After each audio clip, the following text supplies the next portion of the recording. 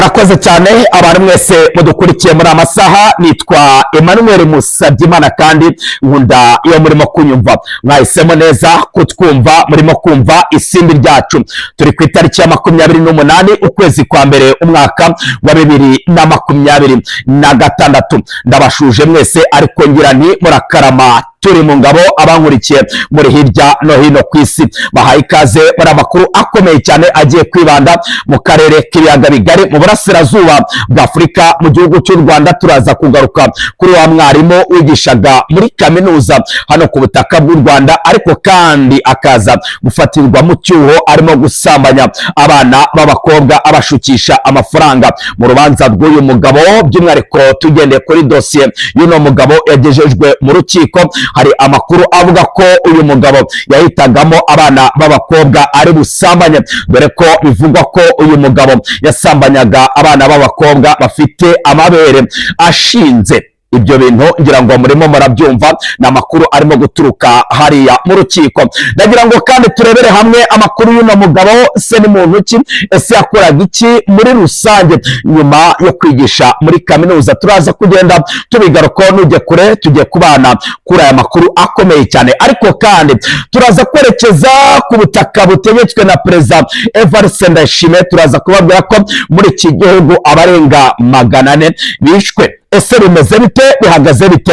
Bishwe ryari? Bishwe nande? Byose uraza kubyumva muri aya makuru. Ariko kandi tukiri ku butaka bw'u Burundi, ndagira ngo ntuze kujya kure, turaza kugaruka ku mupaka wa Gatumba cyangwa se wo mu Gatumba. Bari mudukurikiye, uyu mupaka wavuzweho byinshi, by'umwihariko n'umunyamabanga mukuru w'ishyaka riri ku butegetsi rya CNDD FDD wabita Reverien Ndikuriyo, ubwo we yari yavuze ko uyu mupaka utazafungurwa, imipaka ihuza igihugu cy'u Rwanda ndetse n'igihugu cya Repubulika ya Demokarasi ya Kongo itarafungurwa. Uyu mupaka rero Repubulika ya Demokarasi ya Kongo wemeje ko ugiye gufungurwa. Ese bimeze bite ku ruhande rwa Abarundi? Ese bimeze bite ku ruhande rwa baturage b'abakongomane? Ese abakongomane bahunze imirwano n'ubwicanyi bibera ku butaka bwa Repubulika ya Demokarasi ya Kongo, by'umwihariko abahungiye mu gihugu cy'u Burundi baturutse Kamanyora, Ruvunge, Rubarika, Sange, Kiriba ndetse n'ahandi, ese barataha cyangwa ntabwo bari butahe? Byose tujye kugenda tubigaruka muri aya makuru, dore ko bamaze igihe barabujijwe gutaha. Hanyuma rero ni inkuru nziza irimo kuboneka, by'umwihariko ku mupaka wa Kavimvira, niba koko umupaka wa Kavimvira ugiye gufungurwa, hanyuma abaturage b'Abarundi bakaba bakongera guhahira mu mujyi wa Uvira, ndetse abaturage batuye mu mujyi wa Uvira bakaba bakongera guhahira ku butaka bw'u Burundi. Ni inkuru nziza rero kuri abo baturage bombi. Hanyuma rero turaza kuva aho ngaho twerekeze ku mirongo y'imbere ku rugamba, twerekeze ahitwa mu Mitamba ndetse no ku Ndondo ya Bijombo. Ngira ngo ku munsi w'ejo twababwiye amakuru avuga ko igisirikare cya leta ya Kongo FARDC cyagabye ibitero muri ibi bice, hanyuma inka zirenga 50 zose zita zihasiga ubuzima. Hari amakuru avuga ko hari n'abaturage basize ubuzima bitewe n'ibyo bitero. Turaza kugenda tugaruka kuri iyi mirwano. Hanyuma rero turaza kuva kuri iyi mirwano twerekeze ku yindi mirwano ikomeye cyane, navuga ko ari imirwano idasanzwe. Ni imirwano irimo gusakiranya igisirikare cya leta ya Kongo FARDC ndetse na Wazalendo. Ni amakuru rero arimo kuvuga ko umutekano wabaye muke cyane. Ku mafoto n'amavideo ndimo ndabona cyane barimo gukocorana ku buryo bukomeye mu ntara ya Maniema, uburasirazuba bwa Repubulika ya Demokarasi ya Kongo. Haravugwa imirwano ikomeye cyane itari isanzwe irimo gusakiranya ingabo za leta ya Kongo FARDC na Wazalendo. Tugiye kugenda tugaruka kuri iyi mirwano. Turaza kuva kuri imirwano, turaza kwerekeza by'umwihariko ku mpanuka ikomeye cyane yari ihitanye Perezida wa Repubulika ya Demokarasi ya Kongo Jean Felix Antoine Tshisekedi Tshilombo, dore ko amakuru ingenzi arimo kuvuga ko uyu mugabo yarusimbutse ku munsi w'ejo. Ku mafoto n'amavideo ngira ngo nagiye mbereka bamuteruye, ariko kandi nagiye mbereka arimo kugenda aninagira bitewe n'ino mpanuka uko yari imeze, kandi ngira ngo mwagiye mubona imodoka zigaritse cyane. Ubu rero iperereza ryatangiye bigendanye n'amakuru akomeye cyane. Turaza kugaruka ku yandi makuru akomeye cyane bari mudukurikiye muri amasaha, nagira ngo babwire ko mu mujyi wa Goma amakuru arimo kugenda aturuka muri uyu mujyi wa Goma, nagira ngo babwire ko ari ibihuha. Ni amakuru avuga ko Joseph Kabila Kabange yishwe. Ndagira ngo mbabwire ko aya makuru ari ibihuha. Ndagira ngo kandi mbabwire ko amakuru avuga ko ari igitero cyagabwe mu rugo rwa General Sultan Makenga Emmanuel, aya makuru ari ibihuha. Nyamuneka kuba internet ya Vodacom ku munsi wabanjirije uwejo n'uwejo yaravuyeho gatoya cyane, ntabwo bivuga ko igisirikare cya leta ya Congo FARDC cyagabye ibitero mu rugo rwa General Sultan Makenga. Amakuru y'ingenzi rero ndagira ngo mbabwire ko ayo makuru ni ibihuha. Nababwiye ko n'ahandi hantu muzajya mushakira amakuru usibye hano ku isimbi ryacu. Sinzi impamvu rero mujarajara. Nyamuneka mwirinde abageni bashya, ahubwo murebe aho muzajya mushakira amakuru. Va ku giti dore umuntu, va ku makuru y'ibihuha dore amakuru y'ukuri. Hanyuma rero ndagira ngo twerekeze Kinshasa gato cyane, tubabwire ko Kinshasa mu rukiko ibintu byamaze gukomera cyane. Kinshasa ese bimeze bite? Ndagira ngo turebere hamwe amakuru akomeye cyane y'urubanza rwo bita General Sylvain Ekenge, wahoze ari umuvugizi w'igisirikare cya leta ya Congo FARDC. Bane mudukurikiye muri amasaha, ni amakuru ashyushye tugiye gukurikira hano ku isimbi ryacu. Ariko kandi bane mudukurikiye muri amasaha, ndagira ngo turebere hamwe amakuru akomeye cyane, by'umwihariko urubanza rwa General Filemon Ayivani mu rukiko rwa gisirikare. Tugiye kurugarukaho. Constantin Sylvain Ekenge, Evariste Mweho ni bamwe batangabuhamya bazanwa kuri uyu wa kabiri. Bane mudukurikiye uru rubanza Sylvain Ekenge yarujemo, aje gushinja uyu mugabo. Ndagira ngo gatorera munyemerere gato mbanze nsome ku mazi, ubone ingaruke vuga byinshi bikomeye cyane, n'amasegonda make cyane. Ariko nyemerera urebe hasi ya video kuri ako gakumwe kareba hejuru, ukandeho. Nurangiza gukandaho, nyemerera urebe hasi ya video hari ahantu handitse ijambo subscribe. Nyemerera uhite ukandaho aka kanya, nyemerera uhite ukandaho. Nurangiza uhite ukanda ku kazogera gafite amatwi, akazogera ka mbere. Ubundi ewana uraba winjiye minsi nshya, niko nabivuga, bigendanye n'amakuru y'ibihuha umaze iminsi wumva. Nkwaye ikaze.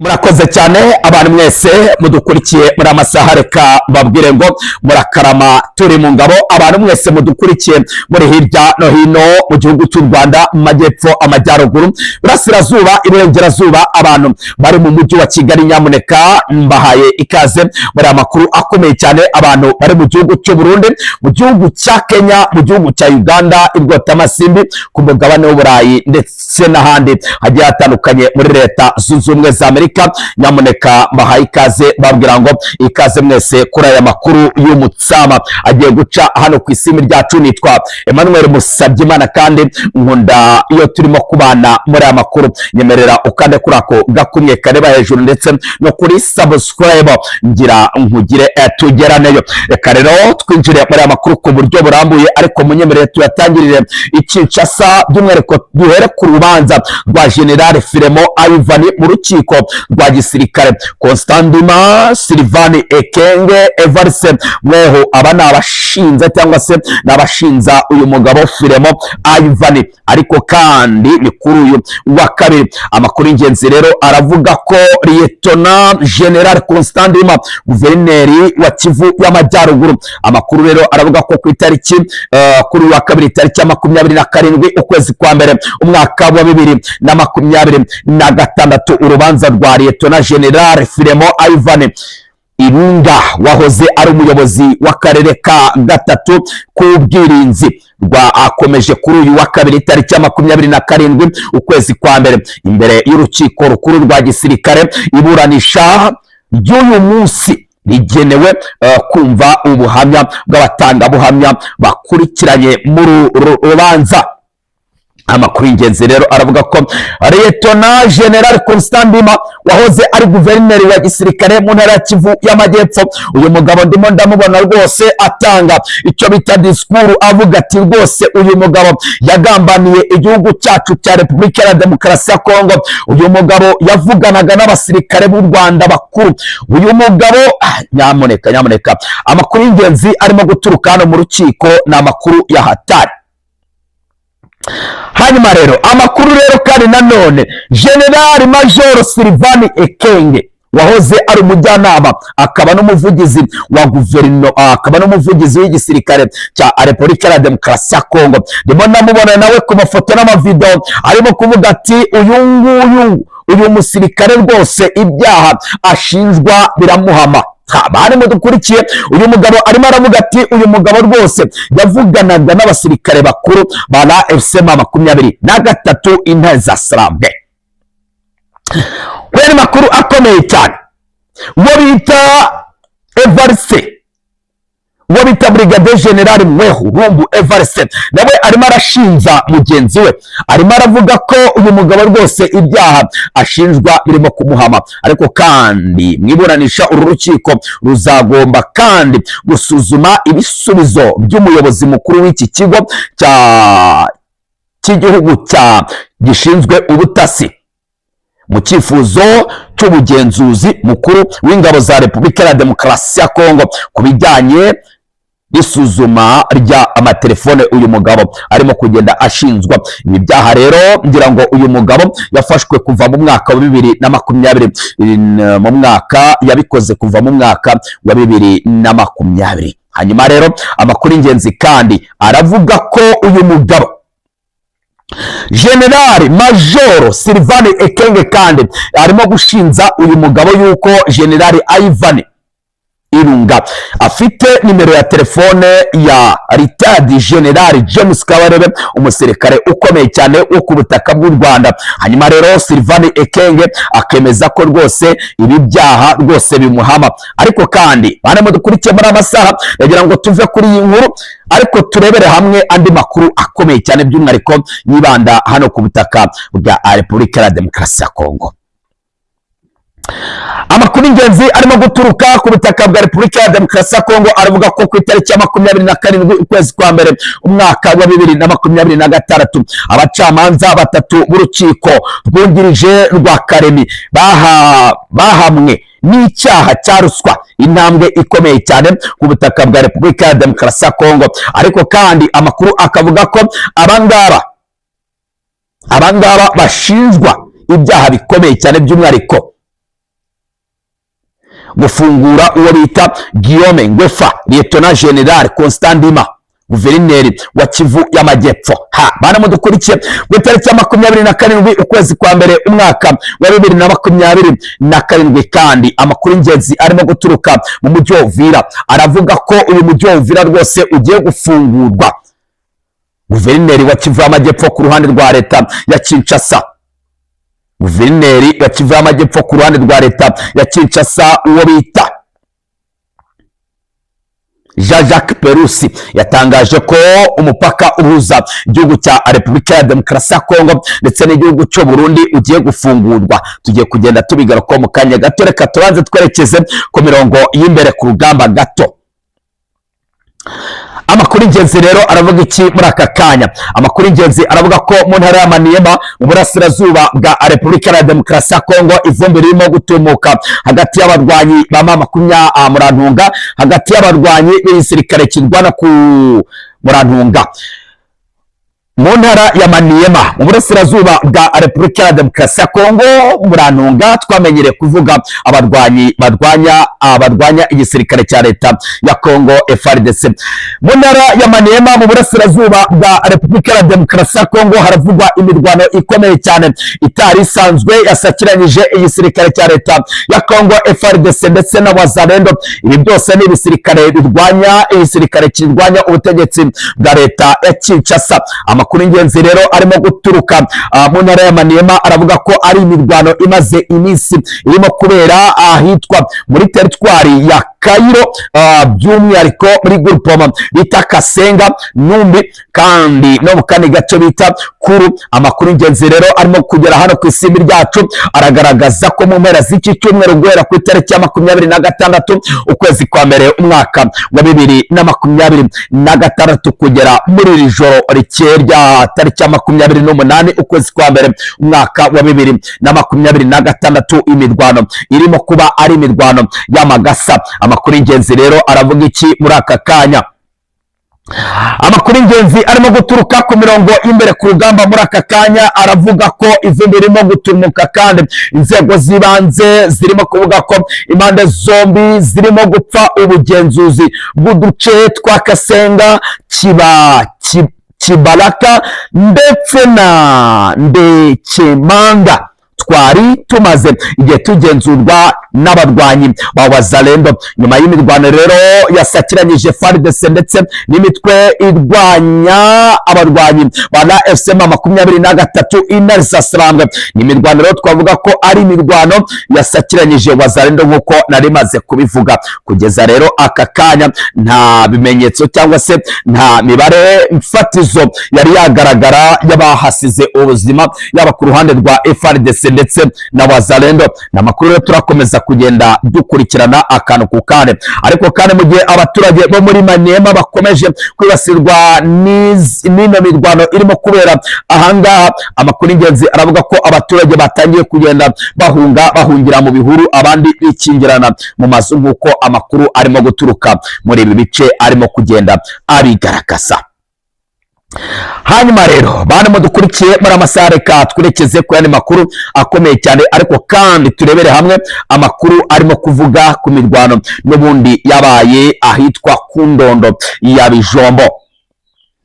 Amakuru yizewe aturuka mu gace ko ku Ndondo muri Gurupoma ya Bijombo muri teritwari ya Uvira mu ntara ya Kivu y'Amajyepfo aravuga ko ku munsi w'ejo hagabwe igitero gikomeye cyane by'umwihariko mu gace bita mu Mitamba. Ni igitero rero cyari kiganjemo ingabo z'u Burundi nk'uko amakuru arimo kugenda agera hano ku isimbi ryacu arimo kugenda abigaragaza. Amakuru y'ingenzi rero arimo guturuka ahangaha aravuga ko ku itariki guhera ku itariki ya 25 ukwezi kwa mbere umwaka wa 2026 ahangaha hagiye haba imirwano ikomeye cyane, ariko kandi n'imirwano yagiye iba no mu gace bita Kajoka mu birometero bike cyane uvuye ku Murambya, ariko kandi ahatuwe cyane n'abaturage b'Abanyamurenge. Imirwano rero bivugwa ko yagiye yitabira igisirikare cya leta ya Kongo FARDC, FDLR, Wazalendo, igisirikare cyo Burundi, abacancuro b'abazungu. Amakuru y'ingenzi rero aravuga ko mu mirwano yabaye ku munsi w'ejo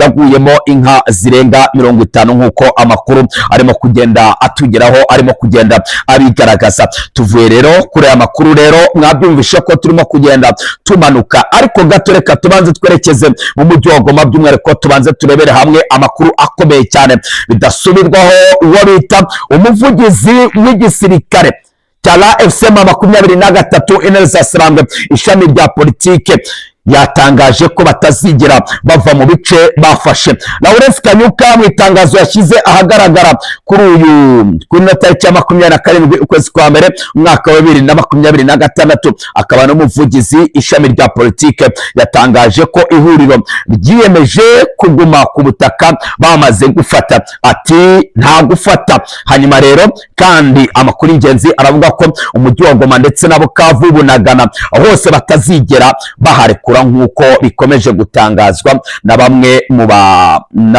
mu nteko ishinga amategeko ya leta zunze ubumwe za Amerika ndetse na leta ya Kinshasa. Ibyo byavugiwe mu mujyi wa Goma. Tukiri mu mujyi wa Goma ndagira ngo mbabwire ko uwo bita wo bita General Sultan Makenga Emmanuel ntawamugabyeho ibitero ndetse nta n'uwamurashe bigendanye n'amakuru murimo kubona acicikana ku mbuga nkoranyambaga. Ndagira ngo kandi mbabwire ko uwo bita Joseph Kabila Kabange uyu nguyu murabizi ko afite ipeti rya General Major.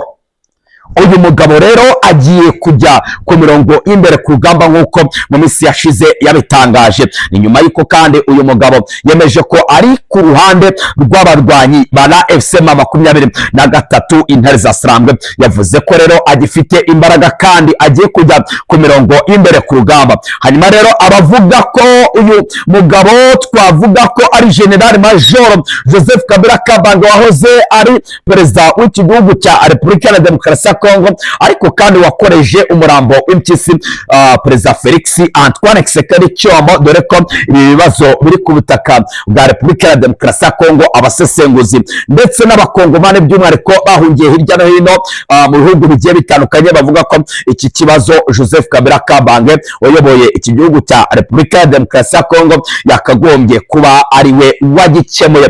Hanyuma rero uyu mugabo rero aracyari muzima kandi nta n'uwigeze amurasa nk'uko amakuru murimo kugenda muyabona. Bari mudukurikiye muri amasaha, abakunzi b'isimbi ryacu mwitondere amakuru y'ibihuha ari hano hanze. Ngira ngo hari n'andi makuru mwagiye mubona avuga ko umujyi wa Kigali wagabweho ibitero. Nyamuneka bari mudukurikiye muri amasaha, by'umwihariko abantu muri hirya no hino ku isi mutari ku butaka bw'u Rwanda, njyewe ahantu ndi nakoresha wenda urugendo rw'amasaha wenda nambutse umupaka ubu tuvugana, nshobora guhita nkoresha urugendo rw'amasaha wenda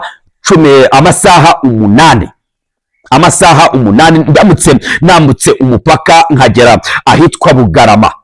Ndagira ngo mbabwire ko nshobora gukoresha amasaha 8 mise mbona imodoka ya bisi yihuta cyangwa se imodoka iri prive. Ngira ngo aho ndi murimo murahumva bane mudukurikiye muri amasaha, by'umwihariko abantu bari mu murenge wa Gikunda Mvura ndabashuje kandi bifurije gukomeza kugira ibihe byiza. Abantu bari ahitwa Bugarama ndabashuje mwese, ndabapepeye cyane mbabwira ngo muraho mwese inshuti z'akadasohoka z'isimbi ryacu. Abari i Rusizi ndabashuje mwese kandi bahaye ikaze kandi mbifurije gukomeza kugira ibihe byiza. Ngira ngo mwumvishe aho duherereye.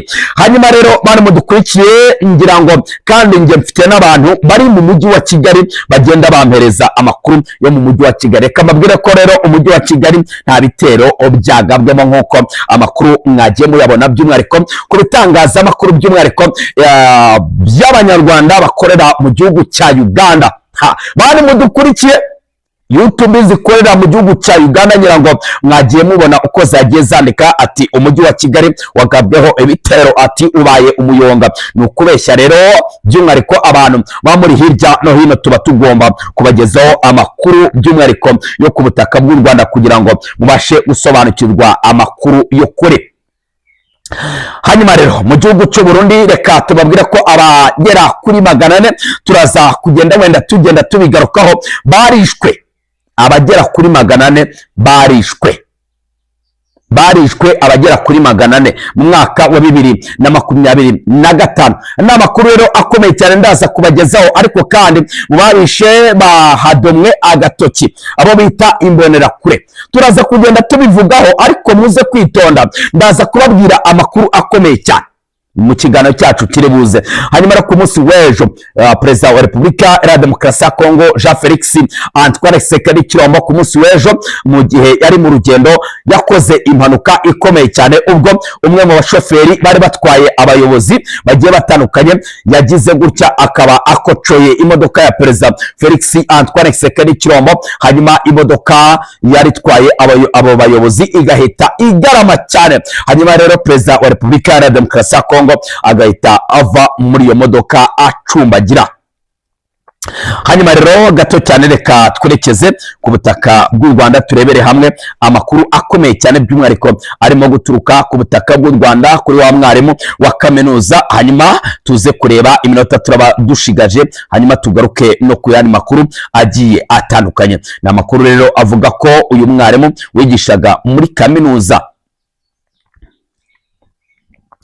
amakuru rero aravuga ko Manirakiza Benjamin yagejejwe mu rukiko. Dosiye ya Dr Manirakiza Benjamin irimo byinshi, abakunda inkuru by'umwihariko abantu benshi, by'umwihariko nagira ngo mbabwire ko uyu mugabo muri no dosiye akurikiranyweho gusambanya abana abishyura guhera ku bihumbi 40 kugeza ku bihumbi 100. Ariko kandi icyitonderwa, Dr Manirakiza yasabaga bishyikirizwa yasabaga abangavu b'abanyeshuri baki amasugi, byasabaga kuba ukiri isugi utarigeze ukora imibonano mpuzabitsina na rimwe. Ariko kandi akaba yarabaga yaritondaga akitegereza akareba niba amabere yawe batarigeze bayakorakoraho cyane. Reka dusoreze ahangaha, amakuru nakagaruka hano.